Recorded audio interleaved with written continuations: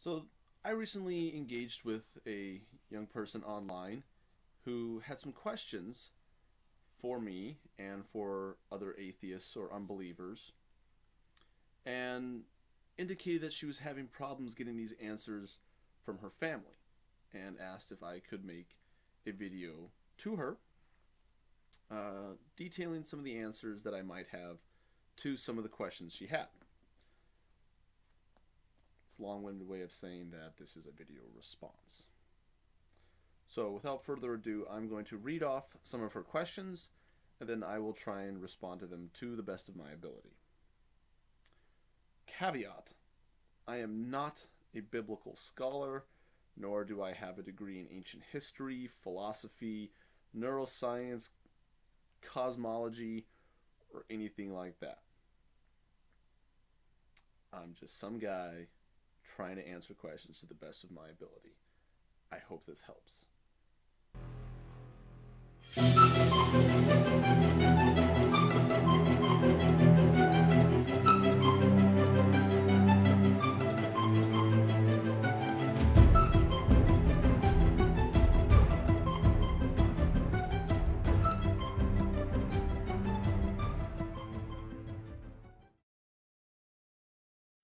So she writes, if you have time, can you offer your opinions or answers to my questions on one of your next videos?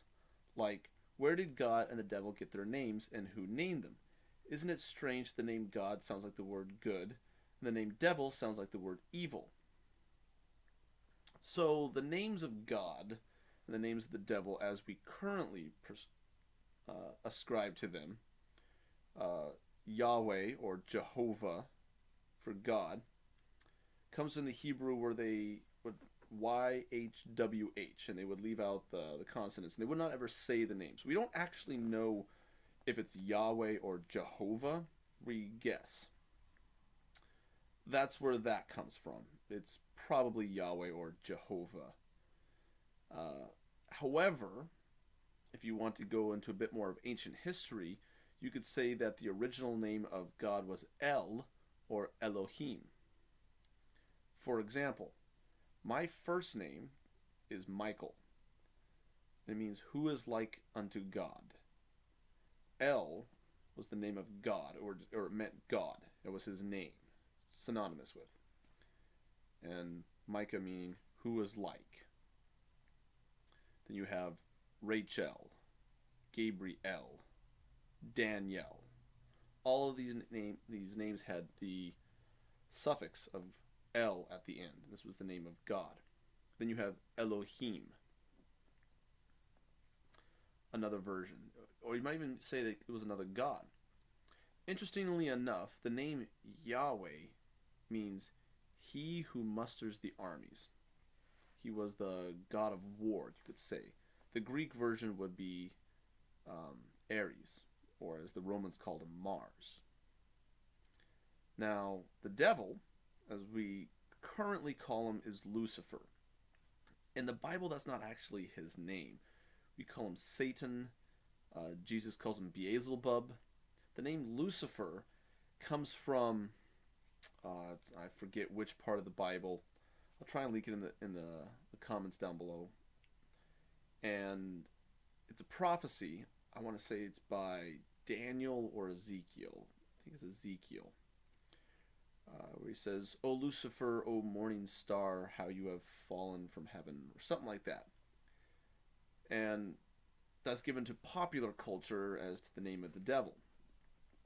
But that actually isn't his name. It's not until you get into canonical books that he is referred to as Lucifer.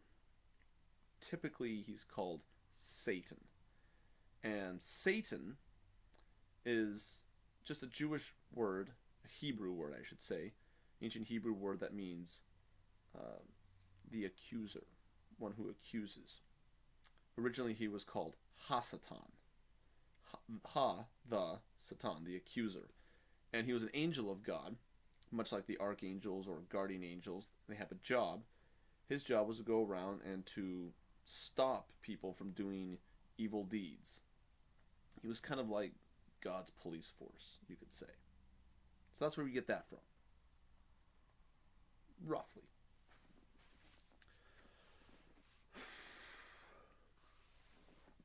So, if God created everything from nothing, then who created God and who created him, and so on and so on? It's a very good question. Typically, most Christians would say that no one created God, he always was. In the beginning, as they say. I believe it's the Gospel of John that starts off. In the beginning there was God, and the Word was God, and the Word was with him, and the Word became flesh and dealt him. Something like that. It's essentially saying that God never had a beginning. He always was. He existed before time and space. Now, the only problem with that is if you are going to exist beyond time and space, you have to be immaterial. And an immaterial being cannot exist in a material world. There's a lot of caveats to that, but that's a very good question. If God created everything, then he must have had a creator himself. Again, Christians are just going to get around saying, well, he always was. Nothing created him. But that's a blind assertion, and anything that's asserted without evidence can be dismissed without evidence.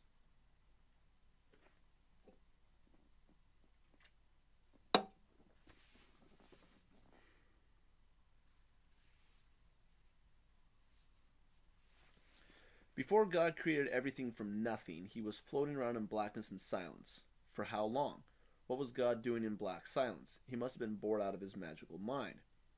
What a waste of such a miraculous magical being to just float in black silence, doing nothing for how long? I cannot stand that for more than a few minutes myself. I have more questions. These are good questions, and I don't think you are as far along in your faith. You seem to be much, much further on your road towards unbelief than I think you want to claim. One, you use the term magical, and really it's a very good term. It is magic. It's supernatural, and that's what magic is. It's a supernatural act. Christians and Muslims and other religions will like to say that magic and miracles are different, but really they are the same thing. They are an act that is not natural, not of this world. They are supernatural acts. It's the same thing. What was God doing up there? Well, assuming, for the sake of this argument, that God does exist. We have no idea what he was doing if he created other universes and other people and characters and creatures. The Bible gives absolutely no mention of this. It sounds like he was bored too, which would indicate that he is not a perfect being, because a perfect being would not be bored. Boredom is a state where your mind is restless, and restlessness is a lack of contentment. If God is perfect, he cannot be discontent, because he is contentment, he is love, he is perfection. So it would be a contradiction or an inconsistency in the God character.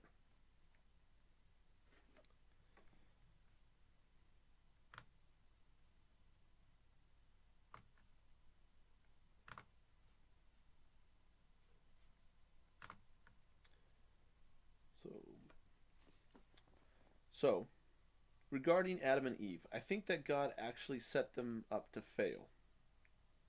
If I am told not to turn around and look, or not to touch something, or not to do something, I immediately want to do that when I did not even think of it until I was told not to do it. Like, don't think of pink unicorns, or the pink elephant, or a pink rhinoceros. You thought of all three of those, didn't you?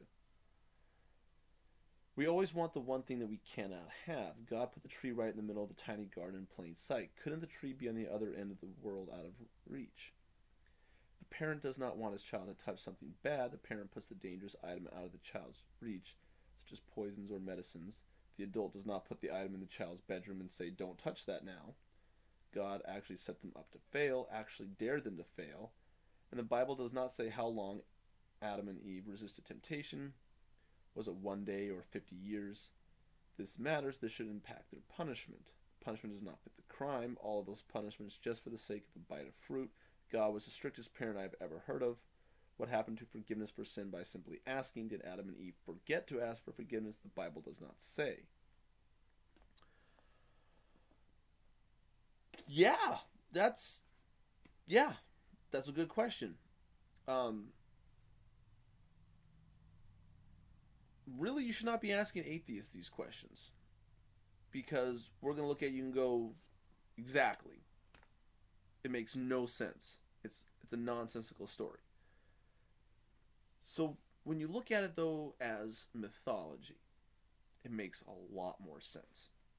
When you look at it as a story of how the world came to be, the ancient Greeks and Romans would have stories of their gods. Let's look at the ancient Greeks. They had Zeus, the thunder god, trying to explain where did thunder and lightning came from. It's much easier, if you know nothing of the natural world, to posit a more powerful being than yourself, although looking like yourself because you're lacking imagination, that throws lightning. You don't know what it is, only that you can't touch it. It burns you, it hurts you, it kills you. But something must be creating it, because you don't know enough of the natural world to realize that you don't need something or someone to create something. It's much easier to say that, oh, there must be a man, a Superman, a god throwing these lightning bolts down, than to say, well, actually, it's a buildup of electricity in our atmosphere, and it's being released, and it's grounding down on the earth. They didn't know that, so they made up a god. Same thing about this, trying to figure out, why did humans have a fallen nature, as you could call it, a proclivity to do evil? Why did we die after a certain age? The Bible at one point mentions that after Noah, no one was to live after 120 years. Even though they continue to live past 120 years, that's an idea that maybe they're trying to understand why no one that they knew lived past 120 years. So you make a story up. Well, why did anyone live past 120 years? Here you go. Why did man die? What is death and life? They talk about this garden with the tree of eternal life and the tree of knowledge of good and evil. You can have one or the other. You can't have both. Man chose knowledge, and now we die. It's an origin story. The ancient Greeks had them. I believe it was Prometheus created humans, and he fashioned them out of clay, I believe. Could be wrong on that.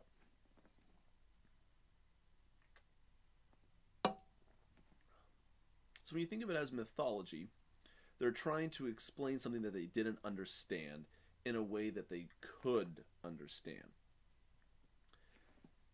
It's like telling a young child, as they look out over a dark cityscape and they see all the lights out there, and they ask you, what is that?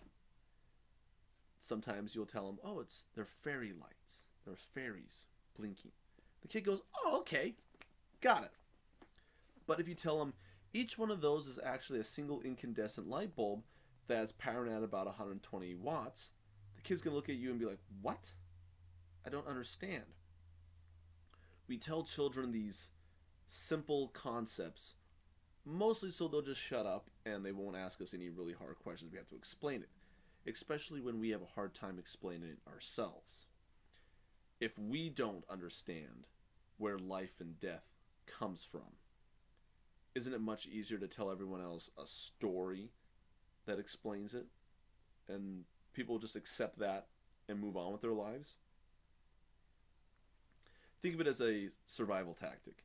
Tell a story, everyone accepts it, now we can move on and think about hunting and gathering and surviving instead of constantly worrying about why are we alive and why do we die. So, if Adam and Eve were the only humans, why did God need to create such a huge world for only two people? When they ate the fruit, they suddenly realized that they were naked, but if they were the first humans, then no one could have invented clothing yet, so how could they know what naked was? They obviously were living in a warm place, but they didn't go clothe themselves out of necessity. Good questions. Why did they create a world? Well, again, we're going to look at this from the mythology side.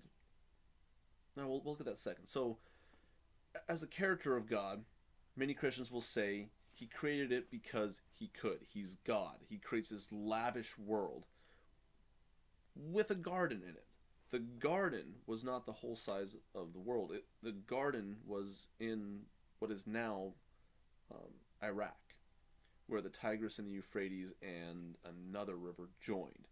That river is no longer there. But we've got actually a pretty good idea of where the Garden of Eden would be if it actually were true. And of course, there's no evidence for any sort of garden there.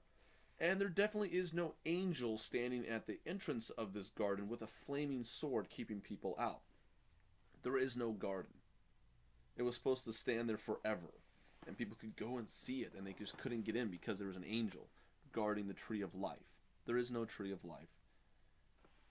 Trust me, you go to Iraq, there's no tree of life there. There might be a crater where the Garden of Eden was supposed to be, but there's no tree of life. Why did Adam and Eve have to wear clothing? Why did they suddenly feel naked? So this comes back to the mythology of the idea that suddenly they understood they weren't children anymore. That they understood nakedness. As a society that's evolving from simpler animals into more complex animals that we are now, we have this idea of self-awareness. We are sapient creatures, Homo sapiens. We're sentient and sapient. And we're aware of nudity. That sometimes nudity can be embarrassing to people if you look at it through a sexual lens. Some cultures are much, much less concerned with nudity, but others are. And it has to do with sexual reproduction and how cultures, not necessarily the whole of humanity, but how certain cultures breed an idea of nudity as a good thing or a bad thing. In a very, very hot jungle climate, nudity is almost an essential. You don't want to be covered up in robes and jackets and pants because you will sweat horribly. Now, in a desert climate, even though it's very hot, you want to wear lots of clothing to keep the sun off of you because there is no shade from the trees. It's just hot sunlight. That might explain why that specific culture developed an aversion to nudity, and then later on they had to explain, well, why do we have this aversion to nudity? Instead of understanding that it was actually the culture created the aversion because of the necessity of wearing clothing, they made up a story saying, oh, well, we used to be okay with it, but then we became aware, and that's why we wear clothing. When really it's the other way around. They started wearing clothing first out of necessity of the sunlight in this extremely hot and mostly open and arid climate in the Middle East. And then that constantly being covered up, constantly being clothed, led to a societal urge to not ever be seen naked. It's just the way evolution works.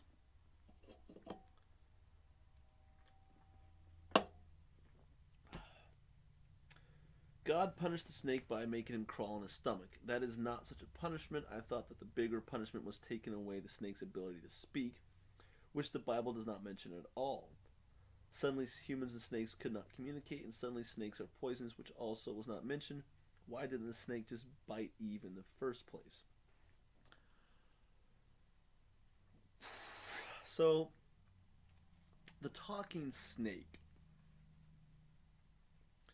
First you have to look at is this a literal, like, was there literally a talking snake? I mean, later on in the Bible there's a talking donkey. So, if you're going to take that literally, you have to believe that snakes and donkeys and other animals can speak to humans. You have to accept that. You also have to accept the fact, according to the Bible, that at one point all snakes had legs. and that God took away their legs. Now, strictly speaking, this is actually a part of the Bible that's sort of correct. Snakes evolved from animals that had legs. Yes, possibly. From what I know, I'm not very clear on that snake's evolution. But from what I understand, yes, snakes used to have legs. However, I highly doubt that the authors of the Bible knew about evolution. More than likely, what they observed were certain lizards or reptiles, lizards I believe, that had very elongated bodies with small, almost worthless legs on them, and wondered why those ones had legs and snakes didn't. You have to remember that back then they didn't classify them as, oh, that's a gecko, that's a newt, and they're all lizards, and there's a snake, and that's a reptile. Different, entirely different animals. They just classified them all as worms, and to use the old word, or snakes, things that slithered, things that crawled. In fact, I believe in certain ancient cultures, worms and snakes, earthworms and snakes, were considered to be the same thing or very similar, much like different breeds of cats. Could be wrong on that. So, no, it's not really a punishment that the snake would crawl on its belly and eat dust. One, snakes don't eat dust. Snakes also don't talk, is a bigger problem. As to why didn't the snake just bite Eve? You have to realize that the Bible says that the snake, and this isn't the devil, by the way. The Bible does not say that the snake was the devil. It was the cleverest of all the animals, which is also patently false because snakes are not as intelligent or as clever as chimpanzees, bonobos, dolphins, elephants, dogs, cats, humans. It's not the cleverest of the animals. But in ancient cultures, snakes and foxes were considered very, very clever animals, just the way their behavior. Cats were another one. In fact, cats were considered so clever that the ancient Egyptians would worship them, keep them as pets. They were deified animals of a sort. I lost my train of thought. Where was I? Oh yeah. So why did the snake bite her? Wasn't part of the story. This was supposed to be the clever animal. In ancient Greek stories, you'd have Aesop's fables, and his clever animal that he always used was the fox. This culture was using the snake as the clever animal, the person or the animal, the character that was teaching humanity. It got humanity to take the fruit of knowledge of good and evil. Another ancient Greek myth is of Prometheus, where he gave fire to humans, and then later on he was actually punished by the gods, just the way the God of the Bible punished the snake. Not the same way, but they were both punished. These were heroes that were helping out humanity, and then they were punished by a vengeful, wrathful God. It's an allegory. It's just a myth, a story that's been made up to try and explain one aspect of why humans are the way they are. Alright, so this next one isn't so much a question as more of just a part of the conversation that I had with you that made me think a little bit. You're right, I do desperately want to believe, but I am too much of a logical person. I take 2 steps forward and 4 more questions come to me, etc., etc. I do not belong to any church or any religion. I have been going to my youth group, which is the church that happens to be near me, but I am not actually a member. I walked in there all on my own. My family is not religious at all, and if I ask, they would say that they believe everything, simply to avoid confrontation. They will say that they have open minds, which they really do not. We really don't talk. We have a lot of problems. We really don't have any kind of good family situation at all. If I need someone to talk to, I turn to YouTube for all of my questions and problems, but never to them. I am on YouTube all of the time. I'm sorry to hear that you're having problems with your family. You say that you're an extremely logical person, and that's good. Most people tend towards being logical and rational. But even the most logical and most rational person can still hold illogical or irrational beliefs. It's the way we are. It's good to try and be as logical and as rational as possible, especially knowing that even though we are logical and rational creatures, we can still have some pretty crazy ideas.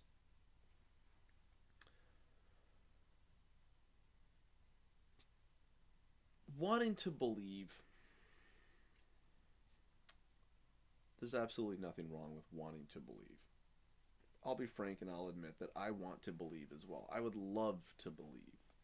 I would love to be able to say that I believe that there is a God and that he loves me and he's looking out for me and he's taking care of me and he's assigned a personal guardian angel to watch over me and protect me. I would love to believe that.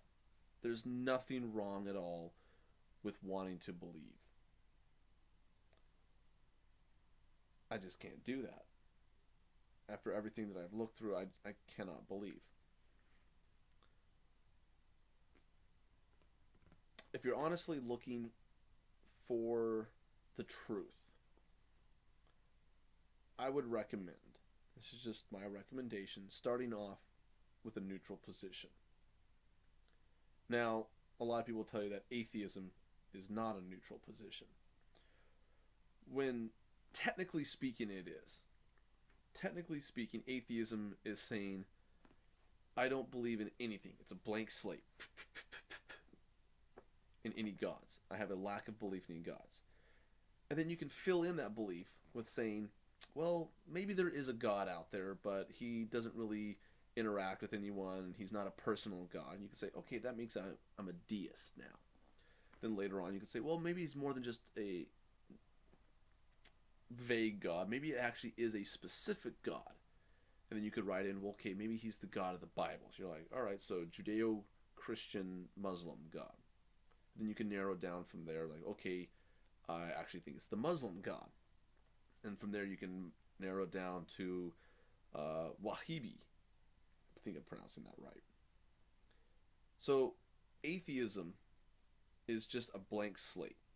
And it's a belief or a lack of belief. It's not saying that you do believe in certain things. It's just saying, I haven't filled my slate in yet. And sometimes you never will. For me, I used to have all kinds of things written on my slate, on my chalkboard. And I can say that now as an atheist, I've wiped away one at a time to now where I have a blank slate. If you're thinking about agnosticism, agnosticism is a knowledge claim. Gnostic comes from gnosos, or gnoso, the Greek, I believe. Belief, knowledge. That means knowledge, to know. So Gnosticism simply means to know something. Agnosticism means to not know something. Traditionally speaking, or I should say popularly speaking, agnosticism says that I do or do not have knowledge of a God. You could be an agnostic atheist, or you could be an agnostic theist. Those are both perfectly fine. An agnostic theist is merely someone who acknowledges and says, I do not know for certain that God exists. However, I believe he exists. An agnostic atheist is, I do not know whether a God exists or not, but I do not believe that one does. That helps you out. So you have another question. God created Adam without a human woman, so why did God need Mary to help him create Jesus? Back in those days, a woman was killed by the people in the village if she got pregnant and was not married, so maybe Mary made the whole thing up to avoid being murdered, and if so, she was probably shocked when everyone actually believed her story. Sure. I see nothing wrong with that theory. I personally don't believe Mary actually even existed. I think she was completely made up. She's not present in any of the old Gospels, the oldest Gospels of Mark, and just completely gone. But in Matthew, Luke, and John, she has been written in as just the mother of Jesus. And actually, she might be in Mark as when they mention, is this not Jesus of Nazareth, the son of Mary, and blah blah blah. Possibly. But as a virgin birth story, that does not happen until Matthew and Luke. And that's actually taken from many, many, many, many, many other stories of virgin births. From either demigods or full gods being born of a virgin. It's a well researched and well-known theme throughout all myth. Like I said, I personally subscribe to the idea of Mary, his mother, was just completely made up.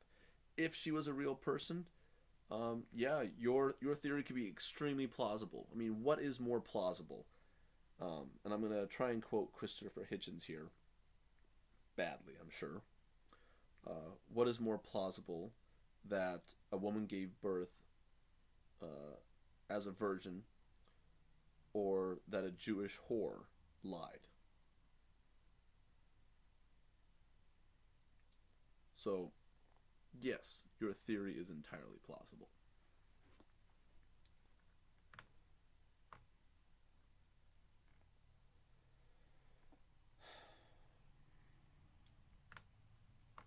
So those are the questions that you asked, and the one statement. I'm very encouraged by the fact that you're even asking these questions. Most of them, you seem to have most of the answers yourself that you've already gotten. And this might have been you've gotten these from other YouTubers or other atheists or books or other stuff you've read, and that's fine. You're also very young, though. Remember that. You have lots of time to make up your mind. I would also caution against going out against your parents if they are uncomfortable with this. And certain belief sets can be very, very difficult to leave. I don't know anything about your family situation other than you said that it's difficult. And again, I'm sorry to hear that.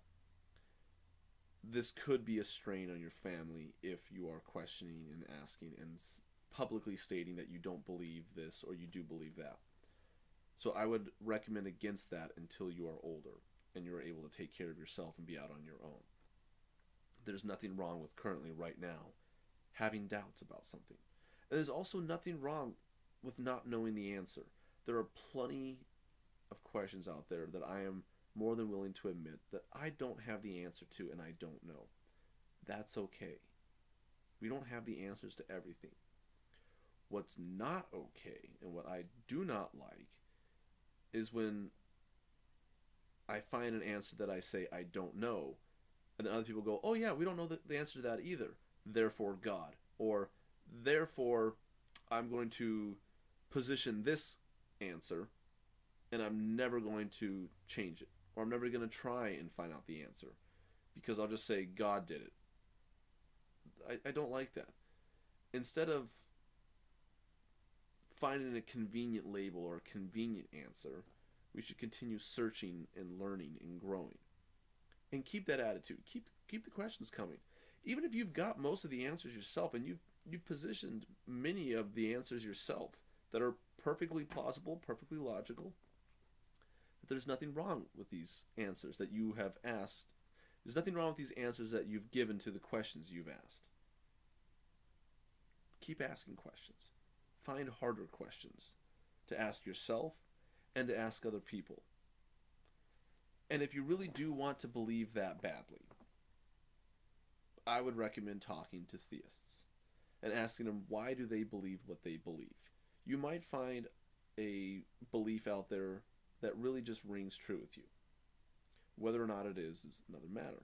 But if you find something that in your heart you think is the truth, and it's going to make you a better person, that's a caveat. If it's going to make you a better person, if it's going to help you out, if it's going to give you comfort, if it seems like the truth to you, and you're that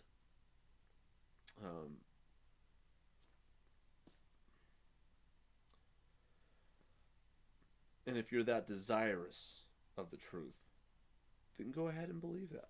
You can believe anything you want, regardless of what actually is.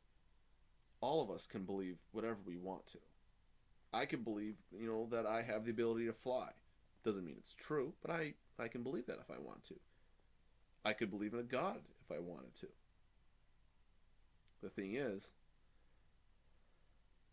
I don't want to believe in something that isn't true. I want to believe as many true things as possible, and as many false as many as I want to believe as many true things as possible and the least amount of false things as possible. I believe Matt Dillahunty says that. I don't want to believe something that's untrue. I want to believe truth. And truth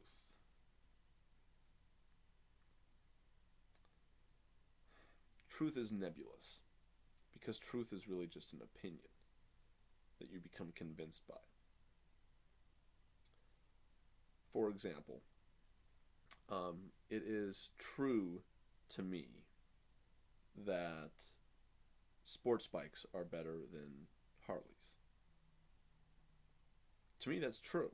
It's 100% true to me. I am absolutely certain of that. I'm convinced 100%. That's an opinion. But it's also a truth, because the truth is subjective. Knowledge is different. There is no absolute truth. You could say that 2 plus 2 is 4 is it's an epistemic tautology. It's not a truth, because it's not an opinion. It simply is. It's restating the it's restating itself. What you put in is what you get out. 2 plus 2 is equal to 4. It's like saying 2 apples are equal to 4 halves of an apple. Math, yeah, I don't really understand it. But that's not a truth. A truth is something where you don't know part of the equation, and it's an opinion based, it's subjective based. This part's really going on longer than I thought it would, so I'm just going to cut all the truth shit out. Keep asking questions is probably the biggest piece of advice I can give you. Always ask questions, whether or not you're going to get answers to them. I hope some of these answers have helped you out, and I hope this encouragement helps you out. Said I'm sorry to hear about your family situation, but I'm also extremely encouraged by the fact that you are asking these questions. It's rare that someone your age would be asking these kind of questions. It's encouraging. Keep at it. You're doing just fine.